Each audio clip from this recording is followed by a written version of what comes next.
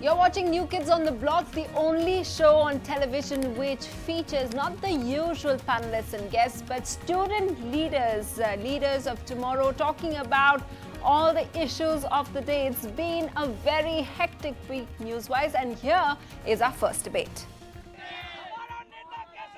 After a string of victories for the BJP, is a grand opposition alliance taking shape. Congress President Sonia Gandhi has met several big leaders from many parties. Will Sharad Pawar be the consensus candidate, or will the BJP, with its rising vote share, dictate terms? So we have Anmol of the Aam Aadmi Party. We also have from the Bharatiya Janata Party Yuva Morcha, we have Shivam Chhabra. From the Ambedkar Student Union, we have T. Praveen. From the Congress Student Union, NSUI, we have Uday Chib. From the ABVP, we have Bhaskar Jyoti. And from the Left Student Union, we have Balu. Let's just start with you, Anmol, because if you think about the opposition, many thought that the opposition was being provided quite strongly, even though it was limited to an area like Punjab or like Delhi by the Aam Aadmi Party. But it seems to have completely collapsed. Why do you still think you can provide a challenge? See, Aam Aadmi Party is the fastest growing party in India. We have secured 67 seats in first assembly elections. We have 4 MPs. We are the principal opposition party in Punjab. And the kind of support we are getting in whole country, it's not just about winning elections. Opposition is not just by the political parties, it's by the people. And you can see that 64% people have opposed BJP. So it's a huge number in the recent MCD elections. And we are working on our organizations in each and every part, and we are getting tremendous support all over the country. Shivam Chhabra, how would you respond to the fact that they're saying we still have a lot of support? Well, the support has already been shown in the just concluded municipal corporation polls.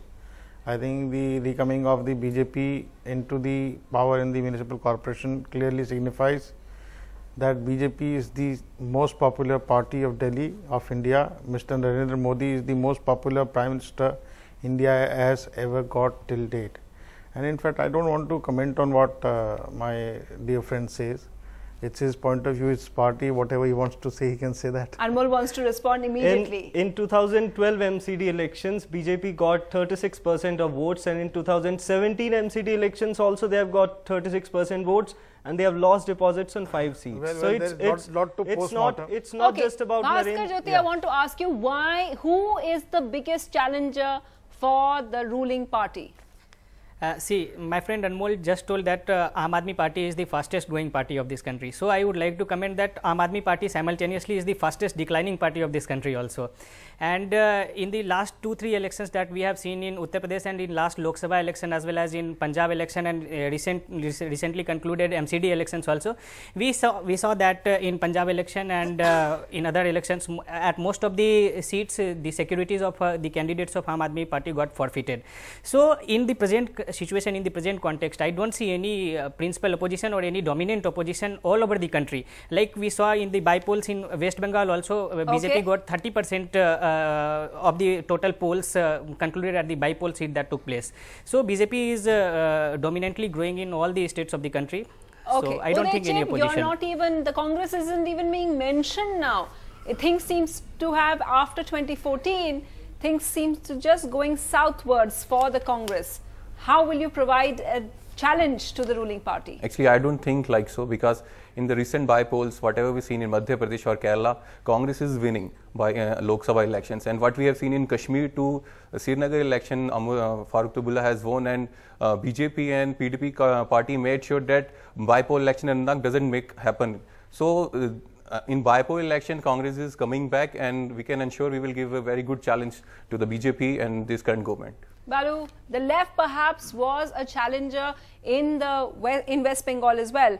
But in recent by-polls that we saw, the polls that we saw that take place, we saw BJP rising over there. So it seems even for the left, in their areas of influence, even they are being obliterated as an opposition. No, I'm not sure how by-polls can be indicated, because post 2014 there has been a by-poll for some Lok Sabha election, there has been by-polls in various assembly elections. In all these cases, left was in 3rd position.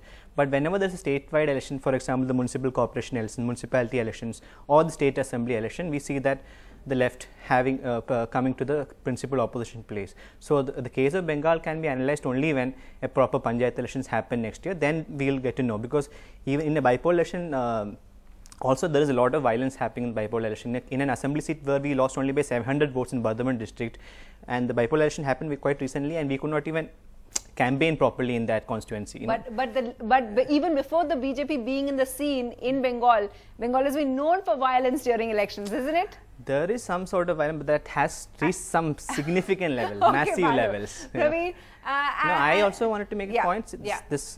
So I don't want to say who is the opposition. We are the opposition, they are the opposition. But opposition should come on some sort of a policies. We cannot have some sort of an opposition against BJP based on electoral arithmetic. That is not happening. We need some concrete policies against BJP, and that there are enough situations for that. We have become the second most unequal country in the world. Oxfam report has shown that 1% of our top income earners own 58% of total wealth in this country. Only Russia comes before us. There are a lot of policies, there are a lot of issues which the left is raising. I think there should be some convergence on policies, and we should really, there is space to take on Okay, I BJP. know that Bhaskar wants to respond. I just wanted to ask Praveen, who do you think is a challenger for the ruling party right now? If you look at the countrywide, the people's movement and the students' movement is the principal opposition to the current government, and the current India government had to make one of its minister resign and also shift, and the minister had to change the government had to change the portfolios of the ministers. If you look at the MHRD, the former MHRD minister, the Smriti Irani, who was responsible for the incidents in Hyderabad University, who was responsible for the ostracization and social boycott of the 5 students in Hyderabad University, the student movement made Smriti Irani move from the portfolio, and the government came under pressure from the student movement. Very interesting. Second, the people's movement. If you look at the people's movement from Gujarat, and also from Kerala, and also from Telangana, and across states, it is the people's movement who is the principal opposition to the government, and the government is unable to answer to the demands of the people's movement, precisely because the government is running by the cow vigilantes. The government is being run by the RSS, who are completely against the interest of the people. If you are a student of Delhi University, you might have seen the atmosphere during elections. You also might be aware of the fact that there is Lingdo committee in place, and every single newspaper reports before the elections that rules are floated, and around 80 FIRs were registered against ABVP goons, I would say. Sunitra, these are not party students. is such a party. So they try to question the Lingdo committee. They try to question the DUSU proctors. Okay, they try to question the election. Let's look at our second. It's about placing the facts. Time out on this debate. Let's go on now to our second debate. Here's what we're discussing. 3 soldiers were killed in a Fidaiin attack in Kupwara near the LOC, while the police and the army mocked up the operation for the first time. Locals pelted stones at the site of the attack. They demanded the bodies of the attackers be given to them, despite it being established that they infiltrated the border. How is the government winning the trust? Is the alienation of the people of Kashmir increasing? Okay, so Kashmir, is the alienation rising there from what we've seen in the recent past? Bhaskar, do you want to go first?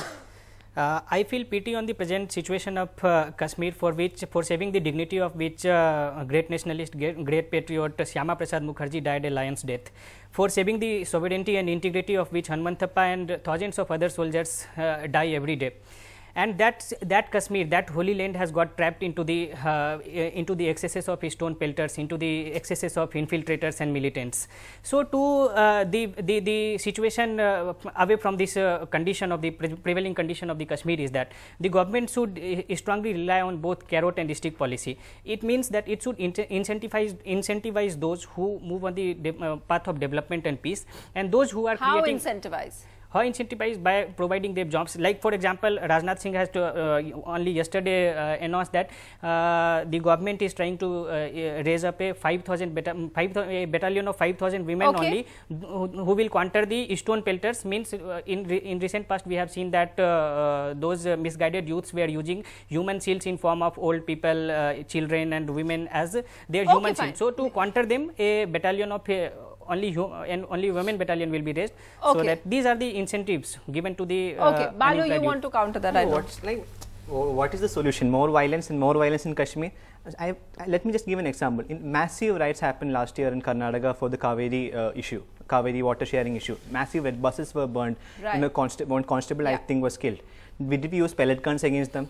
Did we use such violence against them? Why is the case that when something happens in Kashmir, you use massive violence, hundreds of people are killed? Do you then feel, they will naturally feel alienated? If you have soldiers in every nook and corner of the street, they will feel naturally alienated. There should be some policies to look into the history of Kashmir, why they are feeling so. So what's the big idea? No, there should be some sort of steps for demilitarization of Kashmir. There should be some steps to win back the hearts of the Kashmiris. That is not happening. Now the solution which is being given everywhere is like use more violence in Kashmir, and that is going to just aggravate the situation and worsen it. And it never has succeeded in any part of the world. I'll let you speak. Let him just counter that. Yeah. Sunitra, Government of India does not want the armed forces to be stationed there in every nook and corner of the street. They are there for the protection and the security of the people of Kashmir. One. Number two, the incidents which happened some time back, I think the entire world is a witness to the same. The way the stone pelters pelted stones at the young CRPF people with their guns down. I mean, I think I really want to salute them, the way to the kind of courage they have shown to the cowardly attacks. But what about the argument that he's raising?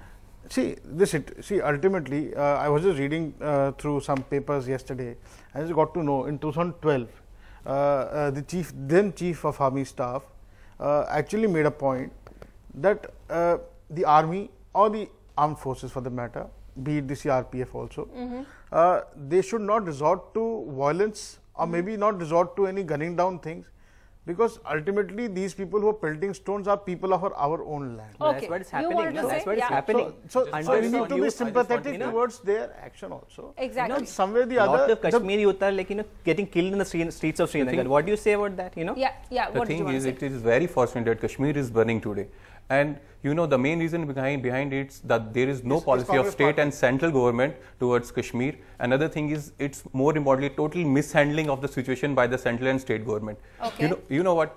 Kashmir, we have seen the Kashmir where 72% of polling we witnessed when there was UPA time, and in by-elections the polling was restricted up to 7% only. So in our time when we brought more than 70% of Kashmiri into mainstream, and what happened today? They lost their trust in democracy today. Okay, let's just take a question. What did you want to say? We are talking about the progressive people, and if you are talking about progress, we should be talking about electricity or the education. But if we look at the part of Kashmir, there are around one or 4 villages that are still unelectrified. If we talk about Sukma, there are around 156 villages out of 4,280 villages that are still unelectrified. So I just want to raise a question that is it the failure of the government policies or the leaders of the Maoists or the particular terrorists are making a negative perception about the government? So okay, Praveen, do you want to? At the very first place, violence of any kind is not acceptable in a democracy. Second, it is absolutely the failure of the elected governments, be it the central government in Delhi, or be it the government in Kashmir, or be it the government in everywhere. If a government is not able to restore peace, if the government is not able to have a proper dialogue with the citizenry, if the government is not able to understand the current crisis or its existing problem, then what is the government doing? Does government mean just sitting in the chief minister's office, sitting in the prime minister's office, and just talking to the television, talking in the public rallies or in the public or during elections? That is not what government means. Government means you have to analyze the situation. You need to know what is the people's perspective. If people are telling that they have a problem, one needs to understand the situation. One needs to understand the problem. The government of the day is just involved in talking rhetorics, and the development which they're telling time and again is not development actually. Okay. If there is any amount of development, it will be acknowledged by the people. Okay, if you have electricity, if you have water, if you have school education, if you have employment opportunities, why will the people not accept all of this? You are not providing all of this. Praveen, therefore the people will definitely rebel against the government. Yeah.